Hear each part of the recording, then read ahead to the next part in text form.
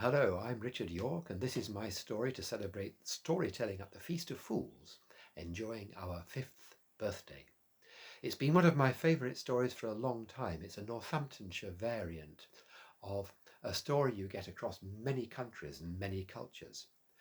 More particularly, it was collected at Great Brington, just up the road from Harlestone, both of them on Earl Spencer's Northamptonshire estates. That's important to me because in the 16 and 1700s, my family worked at Harlestone, and it's just possible that the woodcutter in this story might have met my illustriously named ancestor, Tubal Cain York, the blacksmith of Harlestone.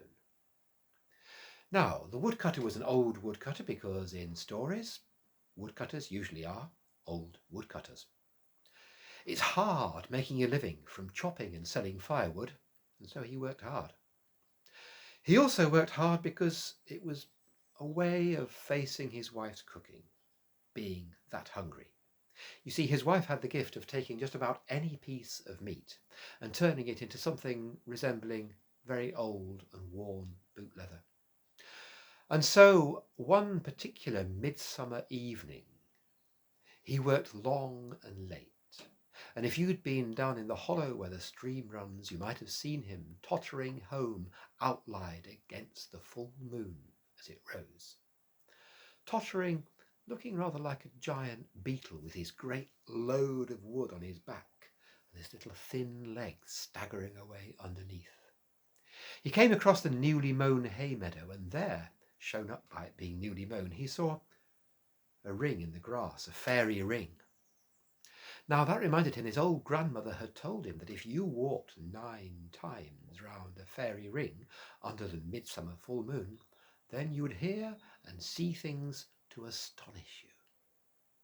Now you might think he was a little bit old to be, as he might have said, having to do with such a caper, but you have to remember people back in those days took these things much more seriously, and also it was a good excuse for putting down his heavy load of wood for a bit, easing it to the ground, and having a bit of a break. So, 1, 2, 9 times round the ring, and then stepped into the middle to see what he might hear and what he might see. Didn't see anything different. And he was just going to pick up his wood again when, from underneath, there was the sound of somebody partying, music, dance music, very good dance music. It was all he could do to keep still. In fact, his old feet, tired though they were, began picking themselves up and taking a few steps, and he began cutting a few capers himself. And it was in cutting one of those capers that he stepped outside the ring and the music went. But it was something. It was something to tell his wife about when he got home. Until he caught sight of that evening's offering of old boot leather. Forgot all about it. He got up early next morning because if he could get some work done before the heat of the sun made it too hot, that would be better. And he had a tree in mind, an old gnarly oak tree on the far side of the wood. Now he wasn't allowed to cut the straight ones, the ones that could be useful for building ships or houses or furniture, but the old gnarly ones and the dead ones, he could have those. So he swung his axe, and at the first chop there was an ow! Couldn't have been the tree. Must have been some screeching bird. He reached the axe back for a second swing, and a voice from inside said, "Don't chop my tree. If you chop my tree, you kill me. And I know you can hear me, because we saw you dancing on our ring last night." Well, that was a bit different. And then the tree said, or the thing in the tree said, "And if you spare me and my tree, the first 3 things that you and your wife wish for when you get home at the end of your day's work, they will come true. Oh, and by the way, there's another twisted tree that really is dead, right by the entrance of the wood where you come in. You haven't seen it before, but I'll tell you how to find it." Well, both of those offers seemed worthwhile, and so he was soon working on a tree that he really hadn't noticed by where the way went into the wood. but it was still hot, and it was still hard work, and while he started off considering what he might have with those 3 wishes, it wasn't long before he forgot.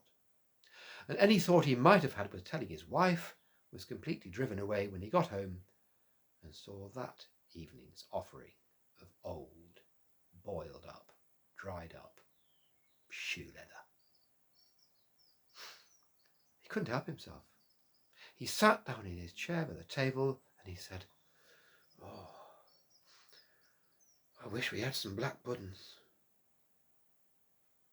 And at once there was a slithering noise down the chimney and a sort of a squelch on the hearthstone, and a string of 6 black sausages, black puddings, arrived on the hearthstone. Well, naturally his wife was, so to put it mildly, surprised. So he had to explain, and when he told her not just that he had 3 wishes granted by a fairy in a tree, but that he just spent the first one on some black puddings, I'm afraid I can't tell you what she said, because I'm recording this, and you never know who might be listening, but let's just say it involved him being an extremely stupid, old, stupid man who hadn't got the sense he had been born with, and he'd been given 3 wishes, and he'd wasted the first one, he squandered it. They could have had a house bigger than Earl Spencer's, they could have had land, they could have had money, they could have had health, they could have had servants, and this, and this, and this, and that, and that, and this, and that, and all the things they could have had, and she wished he had those sausages on the end of his nose to teach him a lesson.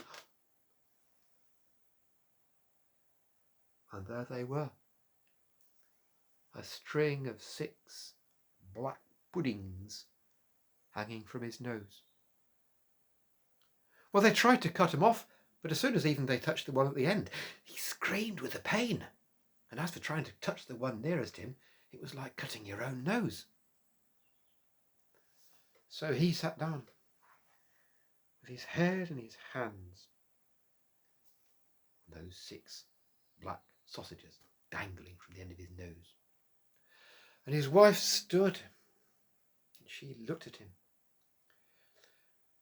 and she thought of all the things they might have had.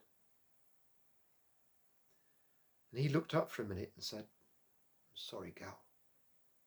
It was my fault."